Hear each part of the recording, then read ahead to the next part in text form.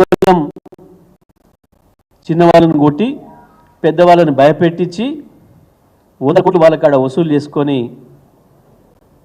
మీ బొజ్జలు నింపుకుందామని అనుకున్న ఒక దుర్మార్గమైన పని తప్ప హైడ్రా ఇంకోటి కాదు. మూసి ప్రాజెక్ట్ అంతకన్నా ఇంకోటి కాదు. కేవలం కాసుల కక్కుర్తి పడి హైదరాబాద్ ఇమేజ్ని నాశనం చేసే ప్రయత్నం, పేదల బతుకుల్లో మట్టి కొట్టే ప్రయత్నం ఇది జరుగుతుంది ఇవాళ ఈ ప్రభుత్వం నుంచి.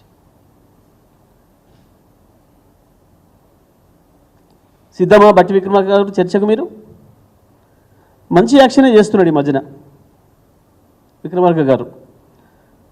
రేవంత్ రెడ్డిని మించిపోతున్నాడు అబద్ధాలు చెప్పడంలో, బుకాయింపులలో. పర్వాలేదు, సీఎం కుర్చీకి నాకు కూడా ఎలిజిబిలిటీ ఉంది అని అనిపించుకోవడం కొరకు చేస్తున్నట్టున్నావు నువ్వు. ఎందుకంటే మా అధిష్టానం ఇట్లా చెప్తేనే ఇచ్చింది కదా అవకాశాలు, అబద్ధాలు చెప్తే బుకాయింపులు చేస్తే నేను కూడా అవే నేర్చుకోవాలి కాబట్టి అని చెప్పి డబ్బులు సంపాదించడంలో కూడా పోటీ పడుతున్నట్టుంది రేవంత్ రెడ్డితోని.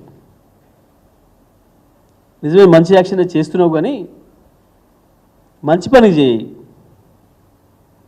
ఇటువంటి వాటికి కాదు, నీ ముఖ్యమంత్రిని రక్షించుకోవడం కొరకు కాదు నువ్వు చేయవలసిన ఈ యాక్షన్లు ఇవన్నీ కూడా. బుకాయింపులు దబాయింపులతో నడుతూ అనుకుంటున్నారు వీళ్ళు ప్రభుత్వాన్ని. ఉందా డిపిఆర్?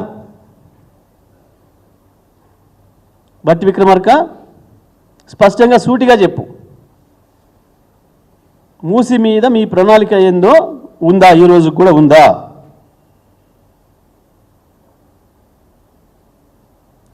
కూలగొట్టడం కొరకు కేవలం హైడ్రా తప్ప నిర్మాణం చేయడానికి కావాల్సింది ఏందో ప్రణాళిక మీ దగ్గర ఉందా?